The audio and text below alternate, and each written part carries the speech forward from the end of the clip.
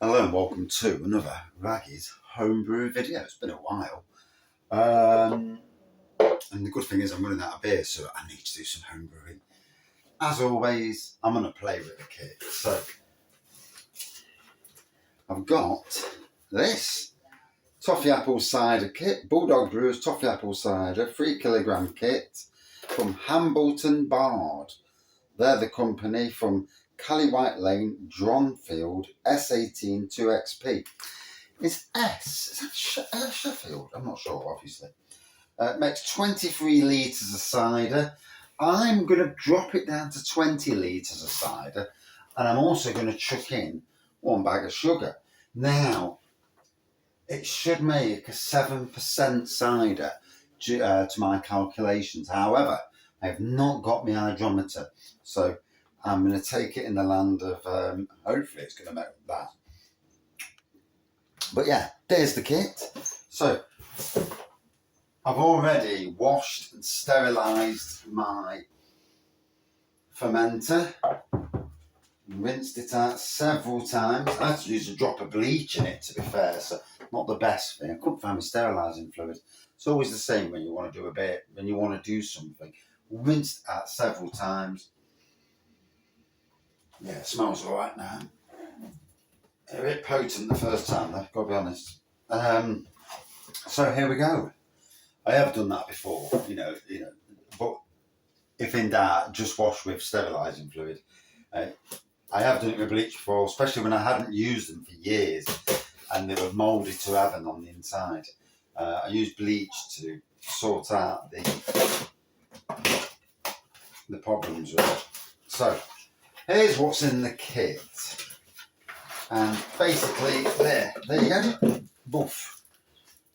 Now the great thing is especially with cider kits, it's a lot easier than the beer kit because you're going to pour this in, you're going to pour hot water, and you're going to swish it around, and jobs are good.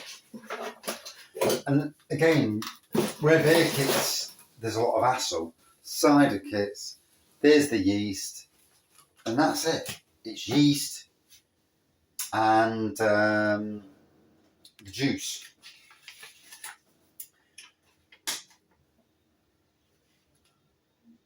So you can read all this, and if you've never brewed before, you should read all this.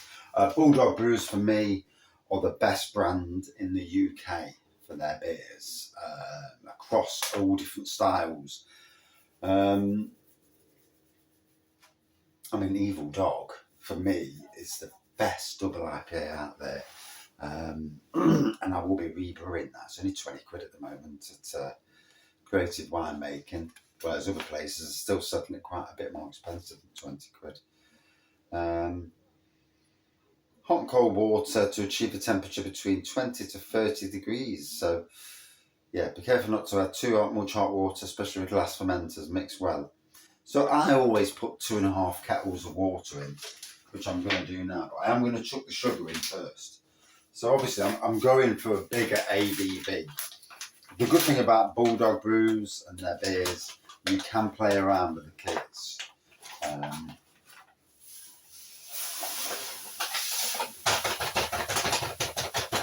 I am kind of hoping that they bring out new kits. It's been a while, to be fair. The kits that are on the market have been out quite a while. And obviously the beer world has changed since they brought these kits out. So I've just undone that. As you can see, I'm just going to take there we go, the lid off, chuck it in there. Oh, smells amazing, as you would imagine. Thick, not too thick, but thickish. Pour.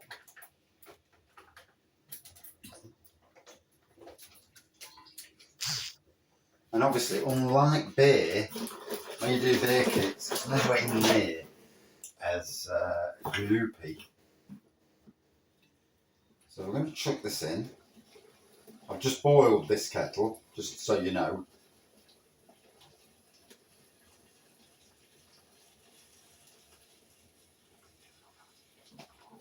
Like I say, I've done these kits multiple times. I've done toffee apple cider before, but to be fair, I've never done the kit. I think I actually did it and didn't even play around with the kit. So, because it's Bulldog Brews, or Hambleton Bard even, I want to test the kit out. Why not? I was looking at flavours to add to the toffee, but I might have to forego on that. But there we go. Be careful when you're pouring this out for obvious reasons. Don't burn yourself.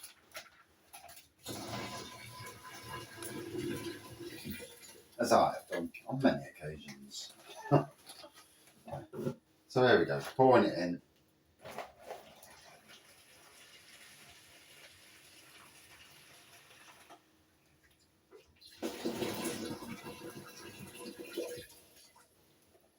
There we go, smells so lovely. And again, I'm just going to give it a stir. See, I'm not keeping any of the instructions.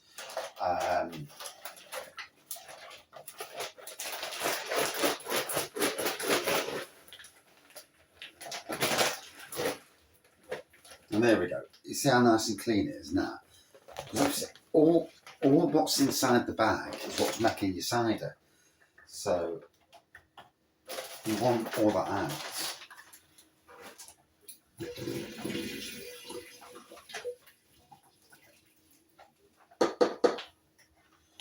And there we go. I've done with that. All I need is the yeast. So the box now, for me, can all go in the bin. I'm going to pour the kettle in.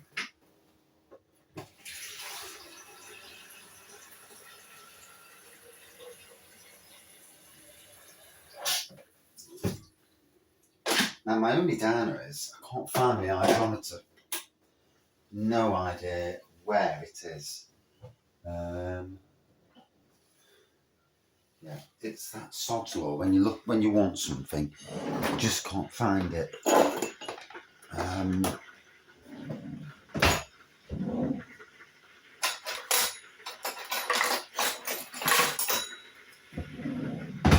Get the trusty plastic spoon. And now I should give it a good swirl round. Obviously, I want to get that sugar disintegrated, dissolved, whatever you want to call it.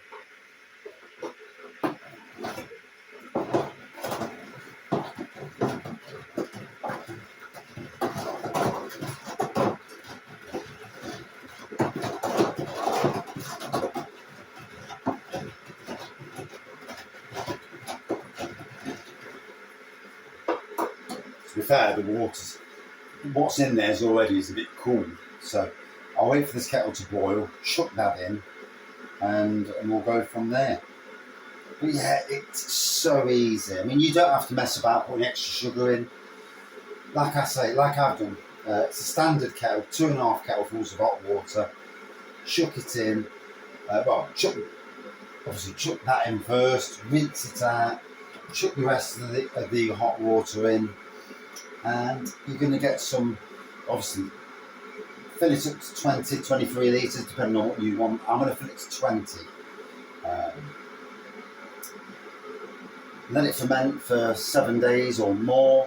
This time of the year, obviously, we're in January now, and it's -8 this morning when I went to work. -8 when I was at work, and well, yeah, it was a cool morning. Not the nicest of mornings to be a gardener, but yeah, let it ferment. So it may take twice as long. Put it in the warmest place in your house. Obviously, don't even try and do it in the shed because it ain't going to go anywhere. Put it in the warmest place in your house. Give it a week or two.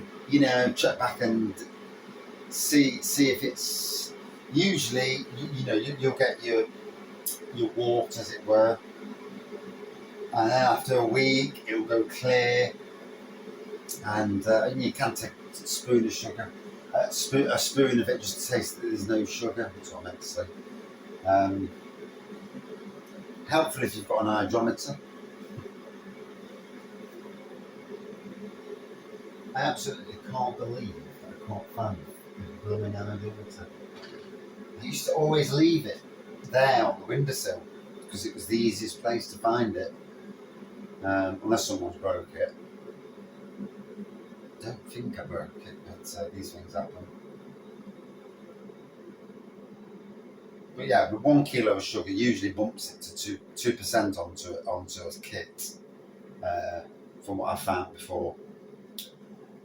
So yeah, 2%, and obviously I'm brewing 3 litres shorter at 20 litres, so it should work out to about 7%. I'm not overly bothered anyway. I've got full cider yeast and sweetener, that is. Yeah, I've got full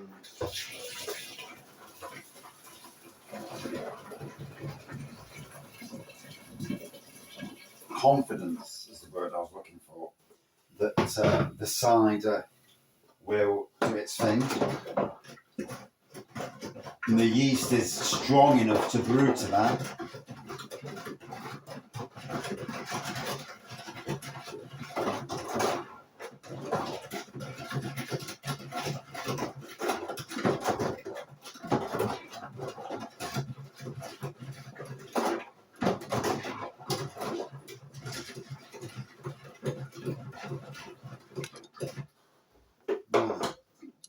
So, I'll just pour. This is where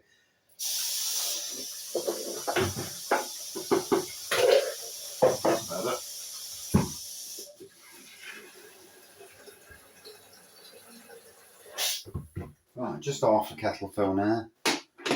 Put the kettle on, and on with the brew. And yeah, I mean, for me, toffee apple cider. Ooh. I remember when this came out years ago, and it was one of the kits I had to brew straight away. I do like my ciders as much as I like the beer. And like I say, I'm hoping that Bulldog Brews do some new kits. Even slightly more expensive kits would be interesting. An Imperial Stout kit. Because for me, the plastic bag system, brilliant. If we're talking about Love Brewing and their beer works system, it comes in these horrible pouches that are a swine to clean. That, you open the lid, pour the hot water in, swish it around. You might have to do it 2 or 3 times, but so much better. And then their hops come in bags. And again, you do the beer, and whenever you want to put the hops in, you chuck the hops in. There's no mess. It's easy brewing. Like I say, I'd love to see them do an Imperial Stout, especially in today's market. But what I'd love to see them do is an Imperial Stout, but then sell essences that you put in the Imperial Stout after secondary fermentation, or at secondary fermentation. Yeah. Bottle of essence, enough to do that, you know, to do the 23 litres or 20 litres, depending on how much the kit will be. Different flavours that they know, someone close my fridge, that they know is going to work. Barley wine, you know, different IPAs, a triple IPA. Like I say, the homebrew market for me needs freshening up, and even a more premium kit, more premium kits would be an amazing thing. So here we go. Even cider kits like Blood Orange.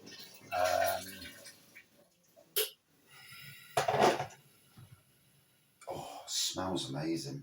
Absolutely smells lovely. Right, I'm going to just do this again. Now when I'm stirring the bottom, there's no resistance whatsoever.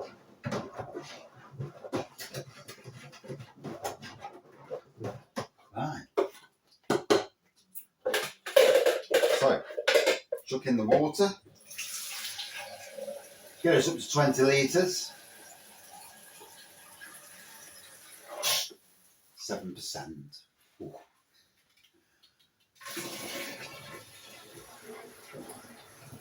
Or thereabouts at least. So yeah, my rule of thumb is 1 kilogram of sugar. As long as it ferments out and you give it the time to ferment out, should give you a 2% rise. Someone may say to me it gives you actually 2.5, you know.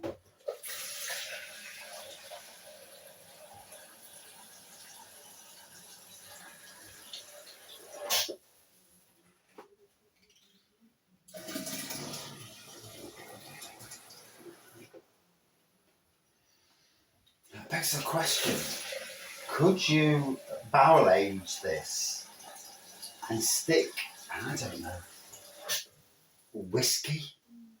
Some sort of spirit in there. It'll play well with the toffee apple.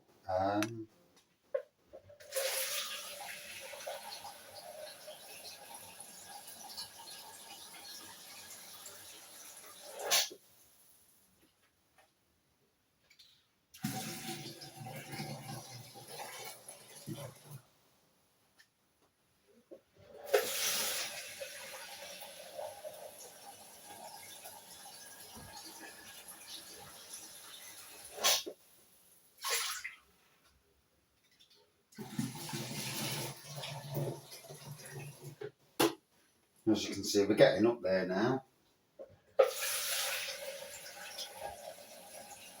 First brew of 2024. I'm tempted to do a white wine brew as well, you know. I've not done wine for ages. And we're going away in March. So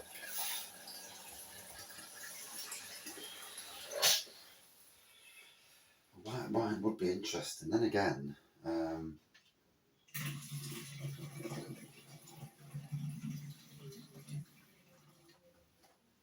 this cider will be interesting. And there we go. We're at 20 litres. Feels nice and don't feel cold. Doesn't feel hot. It feels lukewarm. I don't need to swirl it around. I know what I'm doing with this. But obviously, if in doubt, obviously, for anybody else out there watching this, you know, follow all the instructions. Obviously, I've brewed a lot of beer over the years, so I reasonably know what I'm doing. Reasonably, certainly not all the time. But I've only cocked up one beer in all the years I've been brewing. Totally cocked it up and I've to chuck it. I've actually rescued beers. Ginger beer, Cooper's ginger beer kits. The yeast in them kits is god awful. So there we go.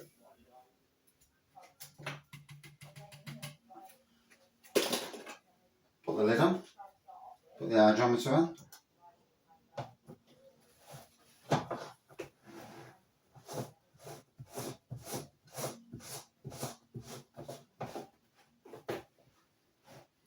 Now, I don't need to swirl it round because I've got to lift it upstairs. By the time I get it upstairs, it'll have already swirled round. I'm going to give it a week. We'll give an update after about a week, see how it's cooking, or even a few days actually, you know, just to see how it's going. But yeah, toffee apple cider. Ooh. Raggified. Raggy's toffee apple cider. Yeah. And back on the brewing. Cheers. See you soon.